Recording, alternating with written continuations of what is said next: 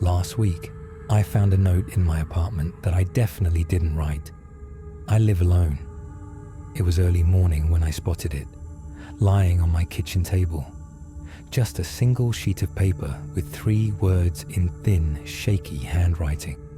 I saw you. I froze. My first thought was that someone had broken in while I was asleep, but my door was locked from the inside. The windows were closed. No sign of forced entry.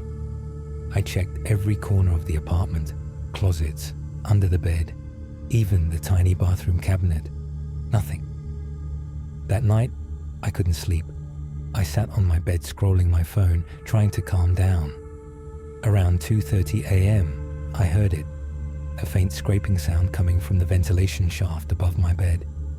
It wasn't constant, just slow, deliberate, like someone dragging their fingernails along metal. I stood there staring at the vent until the sound stopped. Then I noticed something else. The screws holding the vent cover looked looser than before. The second night, the next day, I almost packed up and left, but some part of me needed to know what the hell was happening. So I bought the brightest work light I could find, a crowbar and extra locks. I even bolted a metal plate over the vent. By midnight, I was sitting in my armchair, light on full blast, door barricaded with a chair. At 2:47 a.m., I woke up to silence. Not the usual quiet of night. This was absolute, like the air itself had stopped moving. Then I heard it, scraping. But this time, it was coming from under the floor. I pressed my ear to the hardwood. Someone was crawling beneath me, dragging their nails along the wood. I could feel the vibration through my cheek. The sound moved slowly across the floor, toward my bed. I aimed the light under it. Shadows from the bed frame shook slightly. The scraping stopped, and then 2 pale hands emerged from the gap between the rug and the floorboards, fingers curling up around the edge of the bed. I staggered back toward the door, just in time to hear the chair I'd wedged against it slide away on its own. The lock clicked. The door swung open. He was standing there, the same man I'd glimpsed once in a nightmare years ago. Tall, sickly thin, skin paper white, lips stretched into an unnatural smile. He didn't blink. "I found another way," he whispered. I bolted into the hallway, down the stairs, and into the freezing night. I stood there on the sidewalk, gasping, clutching my keys in my fist like a weapon. The next day, I came back with the police. My door was still locked. The vent cover was untouched. The floor was solid. No signs of forced entry. No fingerprints except mine. But lying neatly on my pillow was a new note. "You left me alone, but I can wait."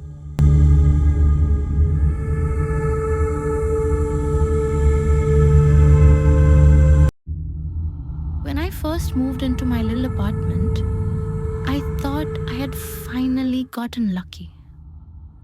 The rent was cheap, the location was perfect, just a 15-minute walk from my classes, and it even had a tiny balcony. I was proud of myself for finding it. The building was old though. You could hear neighbors through the walls.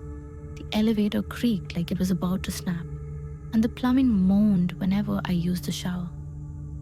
Still, it felt like mine. For the first week, I didn't notice anything unusual. But then, late at night, I started hearing noises. It wasn't the usual sounds of the building. Not footsteps, not the elevator, not the neighbors arguing. These noises came from the end of my hallway, from the little door next to my bedroom.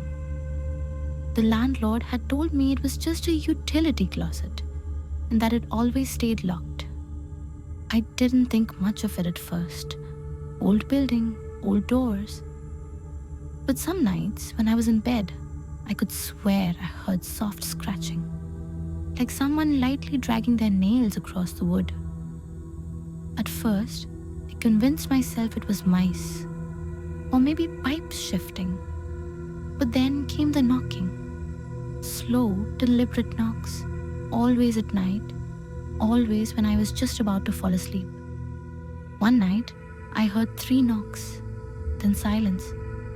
I tried to ignore it, curled under my blanket, heart racing, and then a voice. A hoarse, dry whisper barely audible through the door. I know you're awake. I don't think I moved for an entire hour.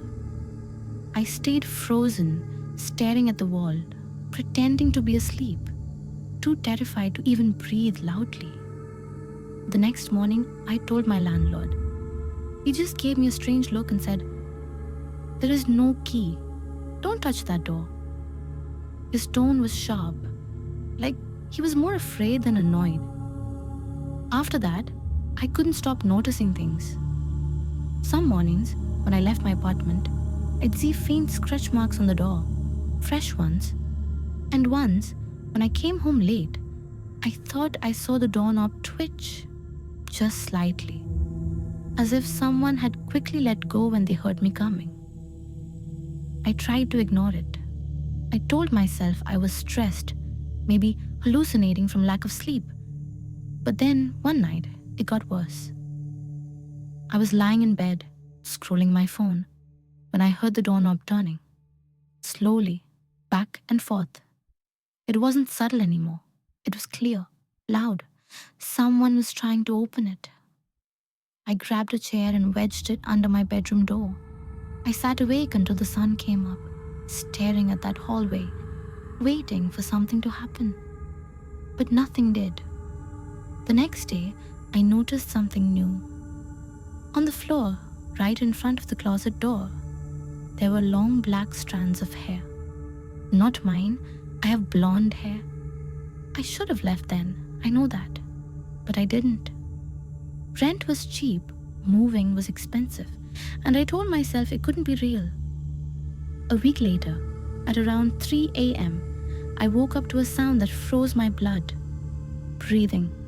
Slow, heavy breathing, just on the other side of that door. I didn't move. I didn't even blink. And then I heard the whisper again, closer this time. "I know you're awake." That was it. I packed my things the next morning and moved out. But even now, weeks later, sometimes when I lie awake in my new apartment, I swear I can hear it again. That breathing, that voice. "I know you're awake." And the worst part?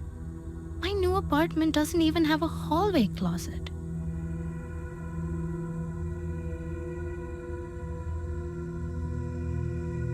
Last summer, my friends and I decided to escape the city for a weekend. Just 5 of us, me, Mia, Dylan, Jess, and Aaron, looking for cheap thrills and freedom away from our parents. We rented a small cabin deep in the countryside, surrounded by dense forest. No neighbors, no cell service, just trees and the occasional howl of something unseen at night. The first day was perfect. Sunlight filtered through the tall pines. We swam in a nearby lake, and we cooked over the fire as we laughed at each other's stupid jokes. It felt like nothing could touch us. On the second evening, while we were exploring the edge of the woods, Dylan spotted something. A crumbling stone spire, partially hidden by vines. "Looks like an old church," he said, excitement in his voice. "Let's check it out." Mia frowned. "Isn't it dangerous? It looks abandoned."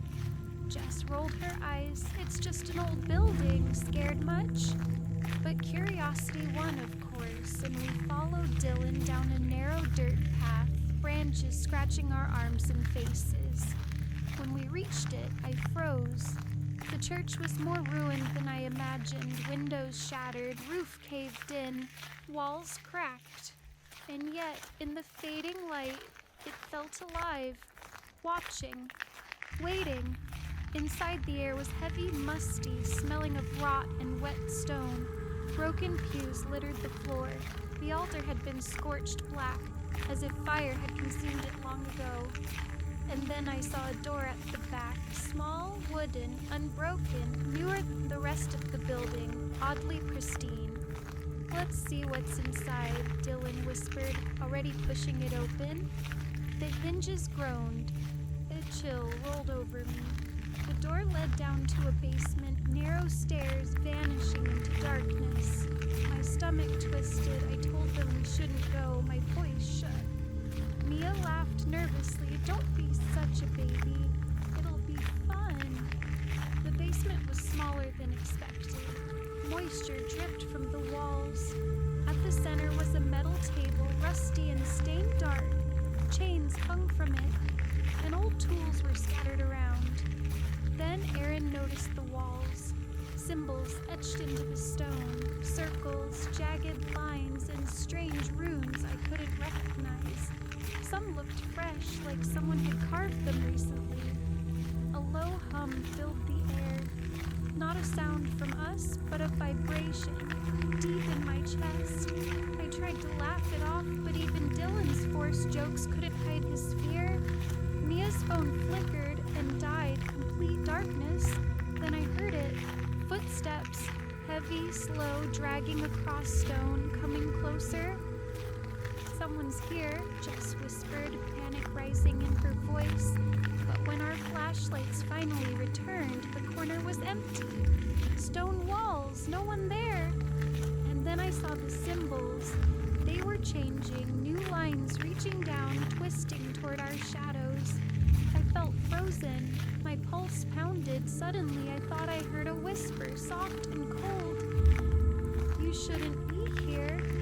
We bolted up the stairs, through the church, tripping over rubble, branches slapping our faces. We didn't stop until we reached the cabin. That night, none of us slept. From my window, I saw a faint flicker of light coming from the direction of the church. I tried to convince myself it was a reflection, but the shape seemed deliberate, watching. The next morning as we left, I glanced back. The path we'd taken was gone, swallowed by the forest. The church? No sign of it. Only the endless trees staring back at me. Even now, months later, I still sometimes dream of the church, the metal table, the symbols moving, and that whisper, echoing in the darkness. "You shouldn't be here." I still don't know what we woke up that day, or if it's still waiting just beyond the tree line.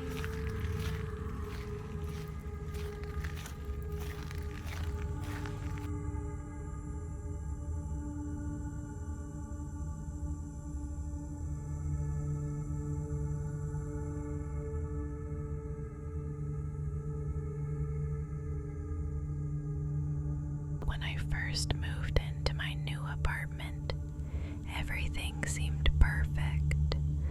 Quiet neighborhood, friendly neighbors, bright and cheap flat. I thought I could finally live alone in peace. During the first week, I noticed something strange. Every night, around the same time, my doorbell would ring. At first, I thought someone had the wrong apartment, but whenever I opened the door, the hallway was empty. Just the dim light flickering above. I tried ignoring it, but the ringing didn't stop.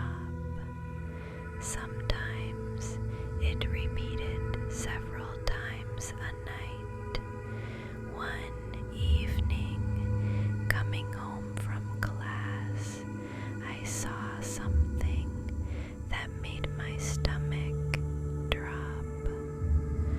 My front door was slightly open. I was absolutely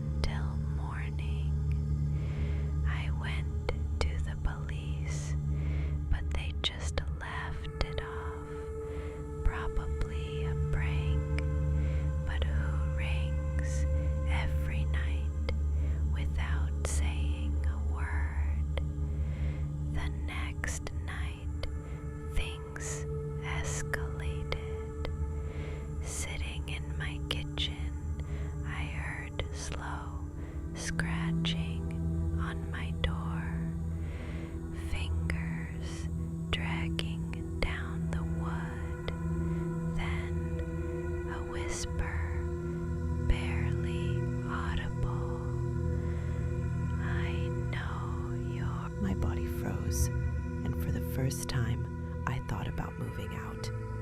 But curiosity was stronger. Who was he? Why my door? Why me?